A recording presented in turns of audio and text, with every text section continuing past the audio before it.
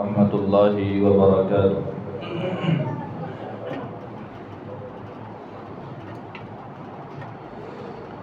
इन्नल हम्दलिल्लाहि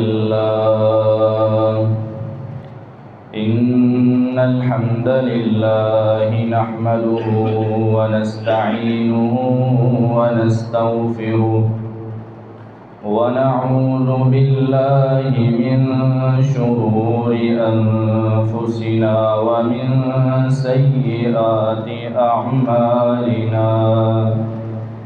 मन यहदिहिल्लाहु फला मुदिल्ल लहु व मन युद्लिल्हु फला हादिय लहु व अशहदु अन ला इलाहा इल्लल्लाहु वहदहु ला शरीक लहु व अशहदु अन्न मुहम्मदन अब्दुहु व रसूलुहु। अम्मा बअदु फ़इन्न ख़ैरल हदीस किताबुल्लाह व ख़ैरल हदीयि हदियु मुहम्मदिन सल्लल्लाहु अलैहि वसल्लम व शर्रल उमूरि मुहदसातुहा व कुल्ल मुहदसतिन बिदअह व कुल्ल बिदअतिन ज़लालह व कुल्ल ज़लालतिन फिन्नार। अल्लाहुम्मा सल्लि अला मुहम्मदिन व अला आलि मुहम्मद कमा सल्लैता अला इब्राहीम व अला आलि इब्राहीम इन्नका हमीदुम मजीद। अल्लाहुम्मा बारिक अला मुहम्मदिन व अला आलि मुहम्मद कमा बारकता अला इब्राहीम व अला आलि इब्राहीम इन्नका हमीदुम मजीद। अम्मा बअदु फ़अऊज़ु बिल्लाहि अस्समीइल अलीम मिनश शैतानिर रजीम मिन हमज़िहि व नफ़्ख़िहि व नफ़्थिहि। बिस्मिल्लाहिर रहमानिर रहीम। या अय्युहन्नासु इत्तक़ू रब्बकुमुल्लज़ी ख़लक़कुम मिन नफ़्सिन वाहिदह व ख़लक़ मिन्हा ज़ौजहा व बस्स मिन्हुमा रिजालन कसीरन व निसाअ वत्तक़ुल्लाह अल्लज़ी तसाअलून बिही वल अर्हाम इन्नल्लाह कान अलैकुम रक़ीबा। या अय्युहल्लज़ीना आमनु इत्तक़ुल्लाह हक़्क़ तुक़ातिह वला तमूतुन्न इल्ला व अंतुम मुस्लिमून। या अय्युहल्लज़ीना आमनु इत्तक़ुल्लाह व क़ूलू क़ौलन सदीदा युस्लिह लकुम अअमालकुम व यग़फ़िर लकुम ज़ुनूबकुम व मन युतिइल्लाह व रसूलहु फ़क़द फ़ाज़ फ़ौज़न अज़ीमा। वक़ाल जल्ल वअला फ़ी मक़ाम आख़र लक़द कान लकुम फ़ी रसूलिल्लाहि उस्वतुन हसनह लिमन कान यर्जुल्लाह वल यौमल आख़िर व ज़करल्लाह कसीरा। सदक़ल्लाहुल अज़ीम। सामईन मोहतरम, तमाम किस्म की हम्दो सना अल्लाह रब्बुल आलमीन की ज़ात पाक के लिए ख़ास है कि जिस अल्लाह रब्बुल आलमीन ने हम सब को इंसान भी बनाया और मुसलमान भी बनाया। यहूदी, ईसाई, हिंदू, सिख, गैर मुस्लिम ये सारे इंसान, लेकिन अल्लाह पाक का हम सब पर कितना बड़ा एहसान है कि अल्लाह रब्बुल आलमीन ने हम सब को इंसान भी बनाया, मुसलमान भी बनाया और नबी अलैहिस्सलाम का ग़ुलाम भी बनाया। لا تعداد بے حد و بے حساب بے شمار درود و سلام امام الانبیاء سید الانبیاء خاتم الانبیاء جناب محمد الرسول اللہ صلی اللہ علیہ وسلم کی ذات گرامی پر۔ معزز سامعین کرام، معززات سامعات، آج یہ خطبہ جمعہ سے پہلے مسجد کی یہ رونق دیکھ کر بڑی دلی خوشی ہوئی ہے۔ بہت کم مساجد ایسی ہیں کہ جن میں خطبہ جمعہ سے پہلے لوگ آنے کا اہتمام کرتے ہیں۔ میری اللہ تعالیٰ سے دلی دعا ہے کہ اللہ تعالیٰ آپ سب کا پہلے آنا، مسجد میں بیٹھنا، خطبہ جمعہ کا انتظار کرنا اللہ اپنی بارگاہ میں قبول و منظور فرمائے۔ آج کے ہمارے خطبہ جمعہ کا عنوان نبی صلی اللہ علیہ وسلم کی سیرت کے چند پہلو پر ہوگا۔ اللہ تعالیٰ نے قرآن پاک میں یہ بات ارشاد فرمائی، اے ایمان والو، رسول اللہ صلی اللہ علیہ وسلم کی زندگی تمہارے لیے بہترین نمونہ ہے۔ تم اپنی زندگی گزارنے کے لیے اگر چاہتے ہو کہ بہترین زندگی گزارو اور تم آخرت میں اللہ کی جنت کے مہمان بن جاؤ، تو اس کے لیے ضروری ہے کہ تم نبی صلی اللہ علیہ وسلم کی زندگی کو فالو کرو، نبی علیہ السلام کی زندگی کو سامنے رکھتے ہوئے تم اپنی زندگی گزارو۔ آج ہمیں اس چیز کی ضرورت ہے، اس بارے میں چند باتیں ہوں گی۔ دعا ہے کہ اللہ تعالیٰ جو میں بیان کروں اور آپ سنیں، اللہ اپنی بارگاہ میں قبول و منظور فرمائے اور ہمیں عمل کی توفیق عطا فرمائے۔ نبی علیہ السلام کو نبوت ملنے سے پہلے آپ کو تنہائی بڑی پسند آئی۔ آپ اکیلے رہنا پسند کرتے تھے اور اکیلے رہ کے آپ اللہ کی عبادت کرنا چاہتے تھے۔ اس چیز کے لیے آپ علیہ السلام نے غار حرا کا انتخاب کیا۔ آپ پورا ہفتہ چلے جاتے اور غار حرا میں گزار دیتے اور اپنا پورا ہفتے کا کھانا ساتھ لے جاتے اور وہیں گزارتے۔ اور نبی علیہ السلام پورا ہفتہ وہ پرانا کھانا ہی کھاتے۔ آج ہماری حالت یہ ہے نا کہ کل کی بنی ہوئی روٹی اگر ہمارے سامنے رکھی جائے تو ہم سے وہ کھائی نہیں جاتی، لیکن قربان جاؤں، دو جہانوں کے سردار محمد الرسول اللہ صلی اللہ علیہ وسلم ہیں اور وہ پرانا کھانا ہی کھا رہے ہیں۔ پورا ہفتہ غار حرا میں گزارتے اللہ کی عبادت کرنے کے لیے۔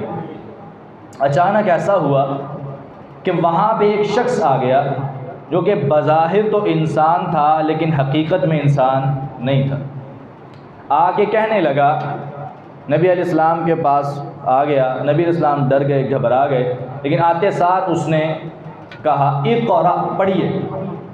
نبی علیہ السلام نے کہا ما انا بقاری، میں پڑھا لکھا نہیں، دنیا میں کوئی انسان میرا استاد نہیں ہے، مجھے پڑھنا نہیں آتا نہ ہی لکھنا آتا ہے۔ تو نبی علیہ السلام فرماتے ہیں جب میں نے یہ بات کہی تو اس بندے نے اپنے دونوں بازوؤں کو کھولا، مجھے اپنے دونوں بازوؤں سے دبایا، پھر چھوڑ کے کہا اقرأ، پڑھیے۔ نبی علیہ السلام فرماتے ہیں میں نے اس کو پھر کہا ما انا بقاری، میں نے تمہیں کہا ہے کہ نہ مجھے پڑھنا آتا ہے نہ لکھنا آتا۔ پھر تیسری مرتبہ پھر ایسے ہوا۔ آپ فرماتے ہیں جب تیسری مرتبہ ایسے ہوا تو اس نے مجھے بڑی زور سے دبایا، حتی بلغ منی الجہد، حتیٰ کہ اس کی دبانے کی وجہ سے میری پسلیوں میں درد محسوس ہوئی۔ اتنا زور سے دبا کے پھر چھوڑ کے کہتا ہے اقرأ بسم ربک الذی خلق خلق الانسان من علق اقرأ وربک الاکرم الذی علم بالقلم علم الانسان ما لم یعلم۔ آپ علیہ السلام کو اس شخص نے کہا آپ اس رب کے نام سے پڑھیں جس نے پیدا کیا ہے، جب اس رب کے نام سے پڑھیں گے تو آپ کو پڑھنا آ جائے گا۔ پھر نبی علیہ السلام نے سارا ہی پڑھ دیا، جب اللہ کا نام لیا تو پھر سارا ہی پڑھ دیا، وہ پڑھا کے غائب ہو گئے۔ یہ تھے جبرائیل علیہ السلام۔ اور تھا پہلی وحی کا آغاز۔ لیکن جب پہلی وحی آئی تو نبی علیہ السلام اس شخص کو دیکھ کے گھبرا گئے، ڈر گئے۔ نبی علیہ السلام جب ڈر گئے تو آپ جلد از جلد غار حرا سے نیچے اترے، گھر میں پہنچے تو جا کے کہا زملونی، سیدہ خدیجہ الکبریٰ رضی اللہ تعالی عنہا سے کہا مجھے کھیس دے دو، میں تھوڑی دیر آرام کرنا چاہتا ہوں۔ جب بندہ گھبرایا ہوا ہو تو تھوڑی دیر آرام کر لے تو اس کو کچھ افاقہ ہو جاتا ہے، ڈر خوف ختم ہو جاتا ہے۔ نبی علیہ السلام نے تھوڑی دیر آرام کیا، پھر دوبارہ بیدار ہو کر آپ نے سیدہ خدیجہ سے کہا یا خدیجہ واللہ لقد خشیت علی نفسی، اللہ کی قسم مجھے اپنے آپ پر ڈر لگ رہا ہے کہیں مجھے کچھ ہو ہی نہ جائے، اور ڈر اور خوف کی وجہ سے۔ تو سیدہ خدیجہ، قربان جاؤں سیدہ خدیجہ پر رضی اللہ تعالی عنہا، انہوں نے آگے سے یہ نہیں کہا کہ میں تو آپ کو پہلے ہی کہتی تھی آپ اتنی دور نہ جایا کریں، بیت اللہ آپ کے سامنے ہے، یہاں پہ عبادت کیا کریں، آپ اتنی دور جاتے ہیں، اتنے اکیلے جاتے ہیں، کچھ ہو جائے گا آپ کو۔ آپ کے حوصلے کو توڑا نہیں۔ اللہ کی قسم آج ایسی عورتوں کی ضرورت ہے مسلمانوں کو، اسلام کو ایسی عورتوں کی ضرورت ہے جو کہ مسلمانوں کے حوصلوں کو پست کرنے کی بجائے ان کے حوصلوں کو بلند کریں۔ کیا کہا سیدہ خدیجہ نے؟ کہا ہے میرے نبی علیہ السلام کلا واللہ لا یخزیک اللہ ابدا، اے نبی کریم علیہ السلام پریشان نہ ہو، اللہ کی قسم کھا کر کہتی ہوں اللہ آپ کو کبھی ضائع نہیں کرے گا، اللہ آپ کو کبھی ضائع نہیں کرے گا۔ کیوں نہیں کرے گا؟ آپ کے اندر چند ایسی خوبیاں موجود ہیں، وہ خوبیاں کسی بھی انسان کے اندر ہوں تو اللہ اس کو ضائع نہیں کرتا۔ وہ خوبیاں کون سی؟ انک لتصل الرحم وتحمل الکل وتکسب المعدوم وتقری الضیف وتعین علی نوائب الحق۔ آپ کے اندر 5 ایسی خوبیاں ہیں، وہ 5 خوبیاں اگر آپ کے اندر ہیں اور آپ کے اندر یقیناً موجود ہیں، اللہ آپ کو کبھی ضائع نہیں کرے گا۔ ان میں سے پہلی خوبی انک لتصل الرحم، اے نبی علیہ السلام آپ صلہ رحمی کرنے والے، آپ تو رشتہ داری کو ملانے والے۔ صلہ کا معنی ہے ملانا، رحم کا معنی ہے رشتہ داری۔ صلہ رحمی کا معنی کیا ہوا؟ رشتہ داری کو ملانا۔ کیا معنی؟ اگر کوئی انسان میرے ساتھ جی کر کے بات کرے، میں بھی اس کے ساتھ جی کر کے بات کروں، یہ صلہ رحمی ہے؟ نہیں۔ کوئی انسان مجھ سے بولتا ہے، میں بھی اس سے بولتا ہوں، یہ صلہ رحمی ہے؟ نہیں۔ کوئی انسان میرے سے اچھا سلوک کرے، میں بھی اس کے ساتھ اچھا سلوک کروں، یہ صلہ رحمی ہے؟ نہیں۔ صلہ رحمی کیا ہے؟ نبی علیہ السلام کیا کیا کرتے تھے؟ کوئی اگر آپ کے ساتھ برا سلوک کرتا آپ اس کے ساتھ اچھا سلوک کرتے، کوئی آپ سے دور ہوتا آپ اس کو قریب کرتے تھے، کوئی آپ کو گالیاں دیتا آپ گالی کا جواب گالی میں دینے کی بجائے اس کے ساتھ پیار سے پیش آتے تھے، اچھے انداز میں بات کرتے تھے۔ انک لتصل الرحم، آپ صلہ رحمی کرنے والے۔ اللہ تعالیٰ نے جب رشتہ داری کو پیدا کیا تو رشتہ داری سے کہا زمین پر چلی جا، تو رشتہ داری زمین پر آنے کی بجائے اللہ کے عرش کے نیچے کھڑی ہو گئی، چمڑ گئی۔ قامت الرحم تحت العرش، عرش کے نیچے کھڑی ہو گئی۔ اللہ رب العالمین نے کہا تو زمین پر کیوں نہیں جاتی؟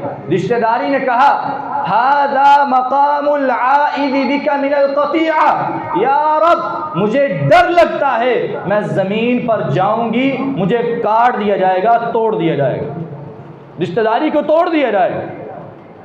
تو میرے رب نے کیا کہا تھا؟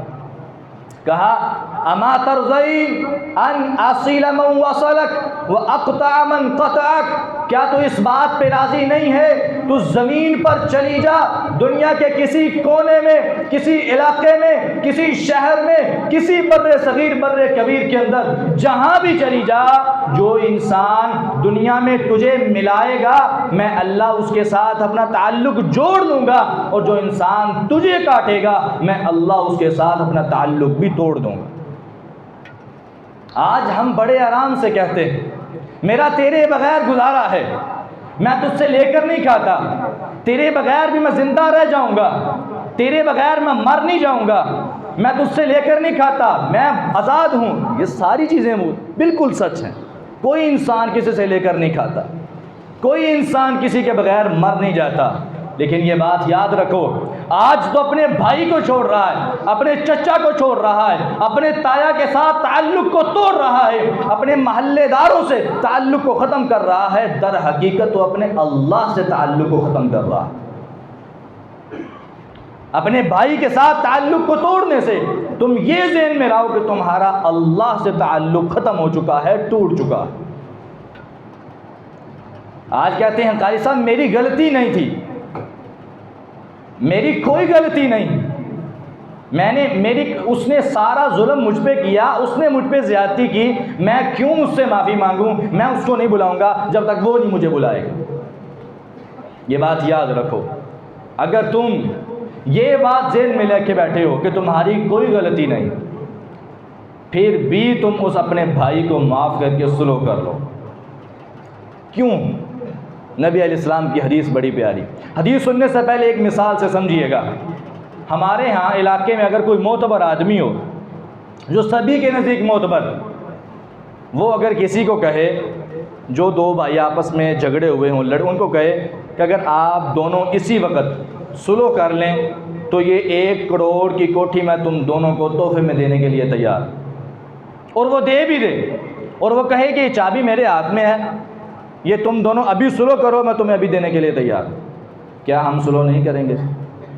سبھی کرنے کے لیے تیار ہو جائیں، حتیٰ کہ وہ بھی صلح کرنے کے لیے تیار ہو جائے گا، وہ بھی معافی مانگنے کے لیے تیار ہو جائے گا جو یہ کہہ رہا ہے کہ میرا تو قصور ہی کوئی نہیں۔ یقین جانیے، دنیا کا ایک گھر نہیں، 2 نہیں، 3 نہیں، دنیا کا ایک شہر نہیں، پورا ملک نہیں، پوری دنیا، عرب بھی، عجم بھی، امریکہ بھی، افریقہ بھی، پہاڑ بھی، دریا بھی، سمندر بھی، صحرا بھی، پوری دنیا ایک طرف، اور پوری دنیا میں جو کچھ ہے، نبی علیہ السلام نے فرمایا من ترک المراء وان کان محقا، جو بندہ حق پر ہونے کے باوجود، سچا ہونے کے باوجود اپنے مسلمان بھائی کو معاف کر دیتا ہے، صلح کر لیتا ہے، میں محمد صلی اللہ علیہ وسلم اس بندے کو جنت میں پورے کے پورے محل کی ضمانت دیتا ہوں۔ جنت کا محل، دنیا کا محل مل بھی جائے، ادھر آنکھیں بند ہوئیں، لڑائیاں شروع ہو گئیں، ایک کہتا ہے میرا، دوسرا کہتا ہے میرا، تیسرا کہتا ہے میرا۔ دنیا کا محل تھوڑی دیر کے لیے ہے، لیکن جنت کا محل ہمیشہ کے لیے ہے، ہمیشہ کے لیے۔ جنت کا محل کیا ہے؟ آپ نے فرمایا تھا پوری دنیا اور جو کچھ اس میں ہے، سارا کچھ اگر تم اکٹھا کر کے اللہ کے پاس چلے جاؤ اور کہو کہ یہ پوری دنیا بھی لے لو اور دنیا میں جو کچھ ہے سب کچھ مجھ سے لے لو، مجھے جنت کا 1 گز کا ٹکڑا دے دو، پھر بھی وہ تمہیں نہیں ملے گا۔ کیوں؟ کیونکہ جنت کا 1 گز کا ٹکڑا پوری دنیا، اور پوری دنیا میں جو کچھ ہے سب سے بہتر ہے۔ وہاں پہ اگر جنت کا محل لینا چاہتے ہو، اپنے مسلمان بھائی کو معاف کر کے صلح کر لو، اللہ تمہیں جنت کا محل عطا کر دے۔ گارنٹی میری نہیں ہے، 2 جہانوں کے سردار محمد الرسول اللہ صلی اللہ علیہ وسلم کی گارنٹی ہے، اس بندے کو جنت کا محل مل جائے گا۔ اذان ہوتی ہے، یہ بھی گھر سے نکلا ہے، یہ بھی گھر سے نکلا ہے، پوچھا کہاں جا رہے ہو؟ کہتا اذان ہوئی ہے، اللہ تعالیٰ کا آوازہ آیا ہے، نماز پڑھنے کے لیے جا رہا ہوں۔ کہا نماز پڑھو گے تو کیا ہوگا؟ کہ جنت ملے گی، میرے رب کا حکم ہے، میرے رب کا فرمان ہے، اس نے وعدہ کیا ہے جنت دوں گا میں۔ اچھا ٹھیک ہے، دونوں مسجد میں داخل ہوئے، دونوں نے وضو کیا، وضو کر کے اندر آئے، اس نے اس کو دیکھا، اس نے اس کو دیکھا، دونوں نے ایک دوسرے کو چہرے دیکھ کے چہرہ تبدیل کر لیا، ایک ادھر چلا گیا، دوسرا ادھر چلا گیا، دونوں ایک ساتھ نماز میں کھڑے نہ ہوئے۔ اللہ کی قسم دونوں نے نماز پڑھی، ان دونوں کی نماز ان کے کانوں سے اوپر نہیں گئی۔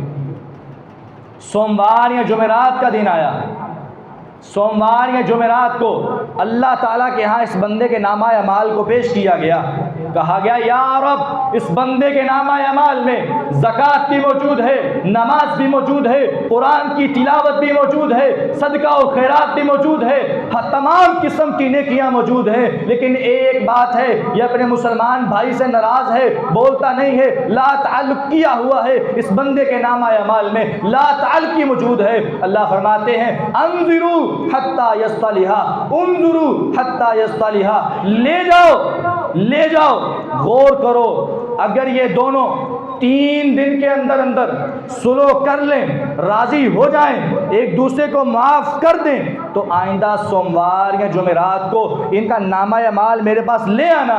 اگر یہ دونوں صلح نہ کریں تو ان کا نامہ اعمال میرے پاس لانے کی ضرورت ہی نہیں۔ ان دونوں کے نامہ اعمال کو قبول ہی نہیں کیا جاتا۔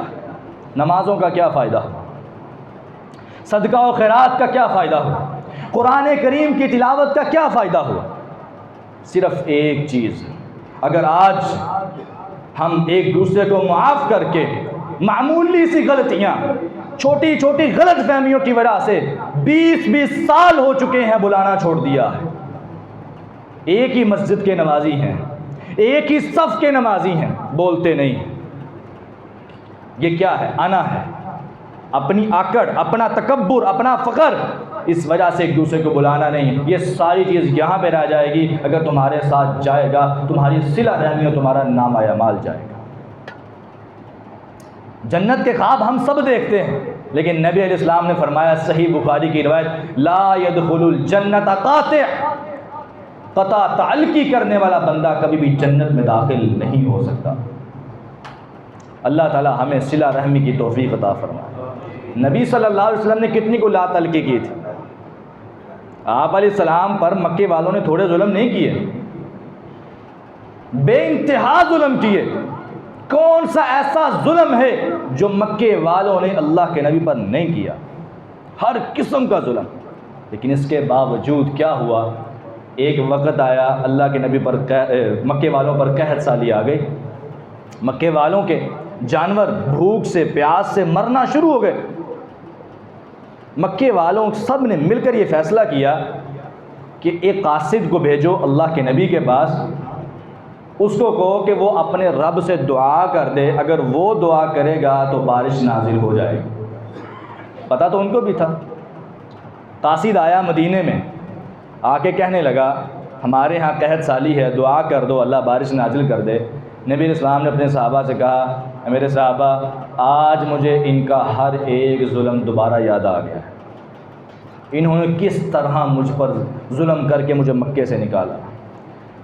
حضرت بلال رضی اللہ تعالی عنہ کو تبتے کوئلوں پہ لٹا کے ان پر ظلم کیا، سیدہ سمیہ کے 2 ٹکڑے کر دیے گئے، حضرت خباب اور خبیب کو سولی پر لٹکایا گیا، میرے سامنے میرے تمام صحابہ پر ظلم کیے گئے۔ آج بتاؤ میں ان کے ساتھ کیا سلوک کروں؟ لیکن اس کے باوجود اللہ کے نبی علیہ السلام یہ بھی تو کہہ سکتے تھے نا، آج آئے ہو میرے پاس، وہ وقت یاد ہے جب مجھ پر ظلم کیے تھے، میں آج تمہارے ساتھ کوئی اچھا سلوک نہیں کروں گا، اسی طرح روو گے، اسی طرح بلکو گے؟ نہیں، بلکہ کیا کیا؟ فوری اپنے نبوت والے ہاتھ اٹھائے اور فوری اللہ سے دعا کی، یا رب مکے والوں پر بارش نازل کر دے۔ مکے میں ابھی قاصد واپس نہیں پہنچا تھا کہ آسمان سے بارش نازل ہو چکی تھی۔ نبی علیہ السلام نے کتنی کو لا تعلقی کی۔ آج ہم پر اتنے ظلم نہیں ہوئے جتنے اللہ کے نبی پر ہوئے۔ اللہ تعالی ہمیں اس کی توفیق عطا فرمائے۔ پہلی خوبی انک لتصل الرحم، آپ علیہ السلام صلہ رحمی کرنے والے تھے۔ وتحمل الکل، دوسری خوبی نبی علیہ السلام بوجھ اٹھایا کرتے تھے۔ بوجھ اٹھانا 2 معنی اس کے، ایک معنی ظاہری بوجھ، کوئی بزرگ جا رہا ہے، کوئی بوڑھی اماں جا رہی ہے، یہ نوجوان ہے، اس کے پاس طاقت ہے، اس کے پاس فرصت ہے، وقت ہے، اس کو چاہیے، نوجوان کو چاہیے کہ بزرگ سے کہے بابا جی آپ کو چاہیے کہ آپ اپنا بوجھ مجھے دے دیں، جہاں آپ نے جانا میں آپ کو چھوڑ کے آتا۔ اللہ کی قسم اس وقت جو اس بزرگ کے منہ سے دعا نکلے گی وہ تمہاری دنیا بھی بہتر کر دے گی، آخرت بھی بہتر کر دے گی۔ دوسرا بوجھ، دوسرا معنی مانوی بوجھ کیا ہے؟ کسی غریب کے اوپر قرضہ ہے یا غریب کی کوئی بیٹی کی شادی کا معاملہ ہے، تم اس غریب کے قرضے کو ہلکا کرو، اس غریب کی مدد کرو، اس کے بوجھ کو ہلکا کرو، اللہ تعالیٰ تمہارے بوجھوں کو ہلکا کر دے گا۔ وتحمل الکل، آپ بوجھوں کو اٹھایا کرتے تھے، لوگوں کے بوجھوں کو ہلکا کیا کرتے تھے۔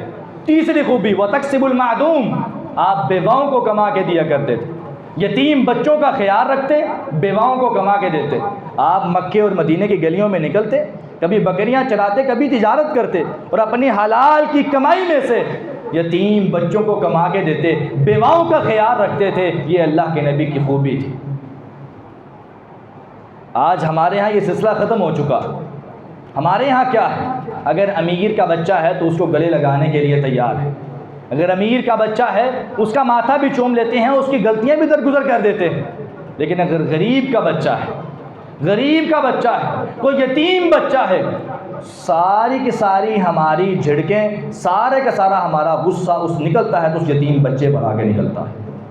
کیوں؟ کیونکہ اس کے پیچھے اس کا وارث کوئی نہیں، اس کو سنبھالنے والا کوئی نہیں۔ کیوں؟ کیونکہ اس کے پیچھے اس کا جواب دینے والا کوئی نہیں ہے۔ یہاں پہ پتہ ہے نا کہ اگر کسی امیر کے بچے کو کچھ کہا، فوری اس کا باپ آ جائے گا، فوری اس کا چچا آ جائے گا، اس کا تایا آ جائے گا، آ کے مجھ کے اوپر چڑھائی کر دے گا اور مجھے پوچھے گا، وہ بھی مجھ پر سارا ظلم کرے گا۔ یہ سارا کچھ پتہ ہے، لیکن یتیم بچے کے بارے میں پتہ ہے اس کے پیچھے آنے والا کوئی نہیں ہے۔ سارے کے سارا غصہ ہم نکالتے ہیں تو یتیم بچے پر نکالتے ہیں۔ یہ ساری کی ساری تعلیم اسلام کے خلاف۔ نبی علیہ السلام نے کیا کہا؟ فرمایا الساعی علی الارمل والمسکین کالمجاہد فی سبیل اللہ۔ ایک انسان اپنی جان کو ہتھیلی پہ رکھ کر، کاروبار کو چھوڑ کر، جائیداد کو چھوڑ کر، خاندان کو چھوڑ کر، ہر چیز چھوڑ کر نکلا، میدان جہاد میں گیا، کافروں کو مارا، کافروں کو قتل کر کے لڑتے لڑتے شہید ہو گیا۔ جو مقام، جو مرتبہ اس شہید کو ملے گا، نبی علیہ السلام نے فرمایا تھا 70 آدمیوں کی سفارش کا حق ملے گا۔ شہید کا خون کا قطرہ زمین کے پر گرنے سے پہلے اللہ تعالیٰ شہید کے سارے گناہوں کو معاف کر دے گا۔ اگر تم چاہتے ہو کہ گھر بیٹھے تمہیں شہید جیسا مقام مل جائے، یتیم بچوں کا خیال رکھا کرو، بیواؤں کو کما کے دیا کرو، اللہ تمہیں گھر بیٹھے شہید جیسا مقام عطا کر دے گا۔ شہید جیسا مقام، شہید جیسا مرتبہ چاہتے ہو، یتیم بچوں کے ساتھ پیار کیا کرو، بیواؤں کو کما کے دیا کرو، اللہ تعالیٰ موت بڑی عظیم دے گا۔ کبھی ایسا کرنا، کبھی ایسا کرنا، کسی یتیم بچے کو بلا کے دیکھنا، اس کو بلا کے اپنے پاس بٹھانا اور پیار سے، محبت سے اس سے پوچھنا، اے بیٹے سکول جاتے ہو؟ جی چچا جاتا ہوں۔ بیٹا تمہیں بیگ کیسا چاہیے؟ تمہیں یونیفارم کیسا چاہیے؟ تمہیں شوز کیسے چاہیے؟ دیکھنا پھر اس کے دل میں کیا کیا ارمان۔ پھر تمہیں پتہ چلے گا کہ تمہاری بیٹیاں کیا کیا تمنائیں کرتی ہیں، پھر تمہیں پتہ چلے گا تمہارے بیٹے کیا کیا چاہتے ہیں اور یتیم بچے کے دل میں کیا کیا خواہشیں۔ آج وہ جب دیکھتا ہے سکول جا رہے ہیں، ہر بچے کو دیکھتا ہے کہ اس کا یونیفارم ایسا ہے، اس کا بیگ ایسا ہے، اس کے شوز ایسے ہیں، وہ سارا کچھ دیکھنے کے باوجود چپ کر جاتا ہے، خاموش ہو جاتا ہے، کسی کو کہہ نہیں سکتا۔ کیوں نہیں کہہ سکتا؟ اس کو پتہ ہے ان تمام بچوں کی ضروریات کو پورا کرنے والا موجود ہے، لیکن میری ضروریات کو پورا کرنے والا آج قبرستان میں سو رہا ہے۔ وہ بیچارہ کسی کو کہہ نہیں سکتا، اندر ہی اندر روتا رہتا ہے۔ اگر ہم اس بچے کی کیفیت کو نہیں سمجھیں گے، قیامت کو ہم جواب دیں۔ یتیم بچوں کا خیال رکھنا، بیواؤں کو کما کے دینا بہت بڑی عظمت کا حامل ہے۔ ایک بہت ہی پیارا واقعہ سمجھانے کے لیے عرض کرتا ہوں۔ حضرت عبد المالک مجاہد حفظہ اللہ تعالی بہت بڑے عالم دین ہیں، ریاض میں رہائش ہے اور دنیا کے تقریباً ہر ملک میں ان کی کتابوں کی دکان ہے، دارالسلام کے نام پر، عبد المالک مجاہد ان کا نام۔ انہوں نے کتاب لکھی دعاؤں کی قبولیت کے سچے واقعات۔ اس میں ایک واقعہ لکھا، یہ واقعہ مکے اور ریاض کے درمیان پیش آیا۔ واقعہ یہ تھا، مکے کا ایک تاجر ہے، اس کو خواب آیا، تاجر امیر تاجر، اس کو خواب آیا کہ خواب میں اس کو کہا جا رہا ہے کہ یہ فلاں بندہ ہے، یہ اس کا فون نمبر ہے، یہ اس کا نام ہے، اس بندے کو کال کرو، اس کو عمرہ کرواؤ۔ خواب میں بتایا گیا۔ ہماری اور آپ کی حالت یہ ہے کہ بھئی جیتے جاگتے اگر ہمیں کوئی نمبر بتائے تو ہم 5 منٹ بعد اس کو بھول جاتے ہیں، لیکن یہ صبح ہوئی، اس کو نام بھی یاد تھا، نمبر بھی یاد تھا۔ صبح ہوئی، اس نے نا، یہ کاروباری آدمی تھا، اس نے خواب اس کو یاد آیا، لیکن کہتا میں ابھی کرتا ہوں، بعد میں بھول گیا۔ چند دن گزرے، دوبارہ خواب آیا، کہ تمہیں فون کرنے کا کہا ہے اور تمہیں عمرہ کروانے کا کہا ہے، عمرہ کیوں نہیں کرواتے؟ خواب میں پھر دوبارہ کہا گیا۔ صبح ہی یہ قاری صاحب کے پاس گیا، جا کے کہنے لگا قاری صاحب یہ مجھے خواب آیا ہے، اس بارے میں مجھے بتائیں۔ قاری صاحب نے کہا تمہارے پاس طاقت ہے؟ جی ہے۔ کروا سکتے ہو عمرہ؟ کروا سکتا ہوں، اللہ کا شکر ہے، الحمدللہ اللہ نے سب کچھ دیا۔ فرمایا کروا دو پھر۔ کہنے لگا ٹھیک ہے۔ واپس آیا، پھر بھول گیا۔ کچھ دن گزرے، دوبارہ خواب آیا، تمہیں عمرے کا کہا ہے، عمرہ کیوں نہیں کرواتے؟ جب یہ بات ہوئی نا، 3 دن مسلسل لگاتار خواب، اس نے سوچا کوئی بات ہے۔ صبح ہی اس نے کال کی اور اس نے پوچھا ہاں بھی تمہارا نام یہ ہے؟ کہتا یہ ہے۔ یہ تمہارا نمبر ہے؟ میرا نمبر ہے۔ کہتا میں تجھے عمرہ کروانا چاہتا ہوں۔ کہتا وہ حیران پریشان، کہتا آپ بھول گئے ہوں گے، آپ نے کسی اور کو کال کرنی ہوگی، میں تو آپ کو جانتا بھی نہیں، آپ مجھے کیسے عمرہ کروائیں گے؟ کہتا نہیں تمہارا نمبر یہ نمبر تمہارا ہی ہے۔ کہتا میرا ہی ہے، نام بھی تمہارا یہی ہے، میرا ہی ہے۔ کہتا میں تمہیں عمرہ کروانا چاہتا ہوں۔ کہتا ٹھیک ہے، اگر آپ کروانا چاہتے ہیں تو میری ایک شرط ہے، آپ میرے گھر سے آ کے مجھے لے جائیں، پھر دوبارہ یہاں پہ چھوڑ جائیں تو پھر میں کر لوں گا، ورنہ میں نے تو آپ کو کہا ہی نہیں۔ کہتا ٹھیک ہے تم تیار ہو، میں آ رہا ہوں۔ یہ مکہ سے چلا، ریاض پہنچا۔ مکے کا ریاض کا کتنا بڑا فاصلہ، مکے سے ریاض پہنچا اس کو صرف لینے کے لیے۔ اس نے راستے میں سوچا بڑا کوئی بزرگ ہوگا، سفید داڑھی والا، ماتھے پہ محراب ہوگا، نمازیں پڑھتا، نمازی بندہ، دعائیں کرتا ہوگا، تو اللہ تعالیٰ نے اس وجہ سے خواب آیا۔ ایسی کوئی بات نہیں تھی۔ وہاں پہ پہنچا نا، جب اس کو دیکھا کہنے لگا اس کو عمرہ کروانا۔ عام سا بندہ تھا تو کبھی کبھار نمازوں میں بھی سستی کر جاتا، تو دیکھ کے نا بڑا حیران ہوا، کہتا اس کو عمرہ کروانا؟ کہتا ہاں تمہارا نام؟ جی میں۔ بیٹھو۔ اس کو نا بٹھا کے جب مکہ میں پہنچا تو جب بندہ مومن جس کی حسرتیں ہوں بیت اللہ کو دیکھنے کی، جب اس کی پہلی نگاہ بیت اللہ پہ پڑتی ہے تو بے اختیار آنکھوں سے آنسو آتے ہیں۔ یا رب، میرے جیسا انسان ایسی جگہ پہ کھڑا ہے جہاں پہ ہمیشہ تیری رحمت برستی ہے۔ بے اختیار آنکھوں سے آنسو آتے ہیں اور انسان کی محبت جاگ جاتی ہے۔ لیکن یہ ایسا انسان تھا کہ وہاں پہ پہنچ کے بھی اس کی حالت نہیں بدلی۔ لے کے جانے والا حیران ہو رہا تھا کہ اس کو کیا ہے۔ میں تو سوچ رہا تھا اس کے دل میں بڑی حسرت ہوگی، یہ بیت اللہ کو دیکھ کے بھی اس کی حالت نہیں بدلی۔ بہرحال یہ بڑا پریشان ہوا۔ کہتا جس طرح میں نے بیت اللہ کا طواف کیا اسی طرح اس نے بھی کیا، جس طرح میں نے چکر لگائے اس طرح اس نے بھی، یعنی میرے پیچھے پیچھے سارا کچھ کرتا رہا، جو میں کرتا رہا وہی یہ کرتا رہا۔ خود کچھ اضافی چیز ہوتی ہے نا محبت والی، وہ اس میں نہیں تھی۔ کہتا میں بڑا پریشان ہوا، لیکن بہرحال عمرہ مکمل ہوا۔ میں نے کہا وہ کھانا کھائیں، کھانا کھانے کے بعد میں نے کہا چلیں؟ کہتا چلیں۔ کہتا ہم جب گاڑی میں بیٹھنے لگے نا تو میں نے جب گاڑی میں بیٹھا تو میں نے کہا چلو چلیں۔ کہتا مجھے تھوڑی سی فرصت دو، میں 2 رکعت نفل نماز نہ پڑھ لوں۔ کہتا میں تو سوچ میں پڑا ہوا تھا کہ تیرے دل میں کوئی بات ہی نہیں ہے ایسی، میں تو شکر کر رہا ہوں کہ تیرے دل میں کوئی ایسی بات آئی ہے، تجھے پتہ ہی نہیں تو آیا کہاں پہ اور تیرے دل میں حسرت ہی کوئی نہیں۔ اگر تیرے دل میں اب حسرت پیدا ہوئی ہے تو جا کے پڑھ۔ کہتا اندر جا کے پڑھ لوں؟ کہتا پڑھ لے۔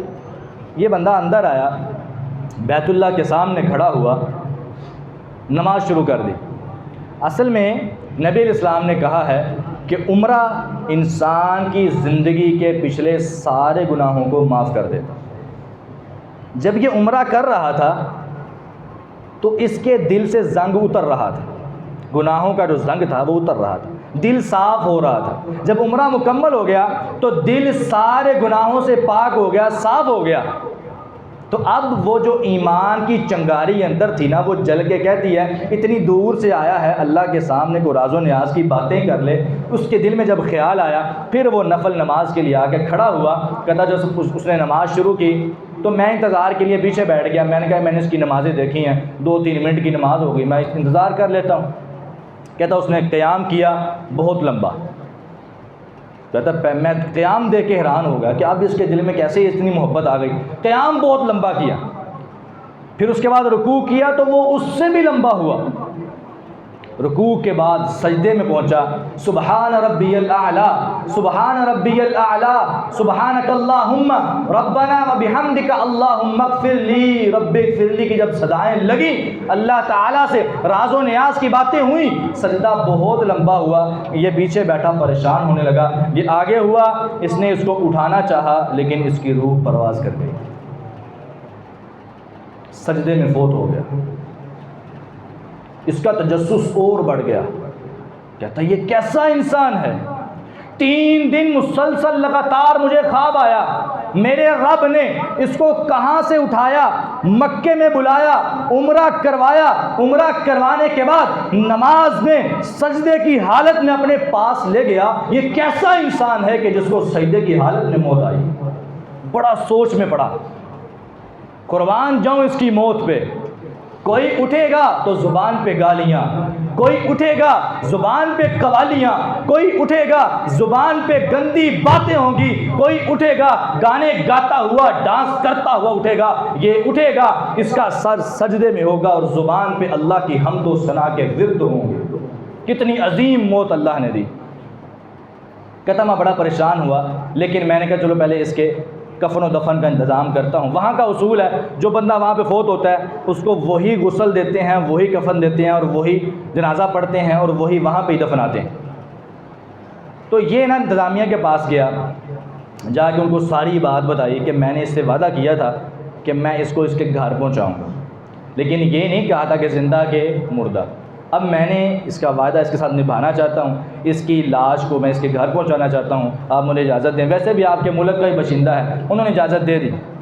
وہاں پہ انہوں نے غسل دیا، کفن دیا اور بیت اللہ کے اندر، مسجد حرام کے اندر اس کا جنازہ ہوا۔ سب سے پہلا جنازہ جو ہوا مسجد حرام کا، لاکھوں لوگوں نے جنازہ پڑھا۔ اگر اپنے علاقے میں فوت ہوتا کون پڑھتا؟ لاکھوں لوگوں نے جنازہ پڑھا اس کا۔ بعد میں اس نے اس کی میت کو لیا، اس کے گھر میں پہنچایا، وہاں پہ بھی جنازہ پڑھا کے اس کو دفن کر دیا گیا۔ لیکن اس کے ذہن میں جو بات تھی نا کہ یہ اس کی نیکی کیا ہے، بعد میں کچھ دن بعد اس نے نا اس کے اسی نمبر پر کال کی، اس کی گھر والی نے اٹھائی، یہ کہنے لگا بہنا سارا واقعہ اس نے سنایا کہ میں وہی ہوں جس نے عمرہ کروایا تھا اور سارے معاملات، مجھے اس کی بظاہر کوئی نیکی سمجھ نہیں آ سکی، اس کی کوئی نیکی کو خاص مجھے نظر نہیں آ سکی، اتنی عظیم موت اس کو کیوں آئی ہے، اس کی کوئی نیکی کیا تھی مجھے یہ بتاؤ۔ اس نے کہا ویسے تو مجھے بھی اس کی کوئی خاص نیکی کا پتہ نہیں ہے، اتنا کوئی نیک نہیں تھا، لیکن ایک بات ہے کہ 1 سال یا 2 سال نہیں 4 سال کا عرصہ گزر چکا ہے، میری ساتھ والی ہمسائی بیوہ ہو چکی، لیکن پورے 4 سال کے عرصے میں کبھی ایسا نہیں ہوا کہ یہ انسان اپنے گھر میں آیا ہو، اس کے ایک ہاتھ میں کوئی چیز ہو دوسرا ہاتھ خالی ہو، کبھی ایسا نہیں ہوا۔ اگر یہ اپنے گھر میں کوئی راشن لے کر آیا ہے تو 2 حصوں میں، اپنے گھر میں پھل لے کر آیا ہے تو 2 حصوں میں، اپنے گھر میں اگر جوتے لے کر آیا ہے، کپڑے لے کر آیا تو 2 حصوں میں، ایک اپنے لیے ایک ان کے لیے، ہر چیز کا ان کی ہر ضرورت کا اس نے خیال رکھا۔ ان کو وہ جو چھوٹے چھوٹے بچے یتیم جو تھے ان کو ان کی باپ کی کمی کا احساس نہیں ہونے دیا، پورے 4 سال میں کبھی ایسا نہیں ہوا تھا۔ اور جب یہ کوئی بھی چیز لے کر آتا، یہ اپنی چیز اپنے گھر میں چھوڑ کے دوسرا جو شاپر ہوتا وہ اس کے دروازے کے ساتھ لٹکا کے دروازہ کھٹکھٹا دیتا اور وہ بھی اندر بیٹھ کے انتظار کر رہے ہوتے تھے۔ وہ جب بیوہ آتی وہ شاپر پکڑتی تھی، وہ ایک دعا کرتی تھی، یا رب جس طرح یہ ہماری دنیا سنوار رہا ہے تو اس بندے کی آخرت کو سنوار دے۔ کہتی اللہ کی قسم اس بیوہ کی دعا نے اس بندے کی دنیا کو بھی بہتر کر دیا ہے، آخرت کو بھی بہتر کر دیا، بیوہ کی دعا کی وجہ سے۔ اللہ کی قسم ان کی ضروریات کو پورا کرنے والا انسان، اس کی دنیا بھی بہتر ہو جاتی ہے، آخرت بھی بہتر ہو جاتی ہے۔ اور یتیم بچوں کی دعائیں، بیواؤں کی دعائیں لینا یہ کوئی آسان کام نہیں ہے۔ اللہ تعالی ہمیں اس کی توفیق عطا فرمائے۔ باقی باتیں پھر کبھی موقع ملا تو ہوں گی۔ اللہ تعالی عمل کی توفیق عطا فرمائے۔ وآخر دعوانا ان الحمد للہ رب العالمین۔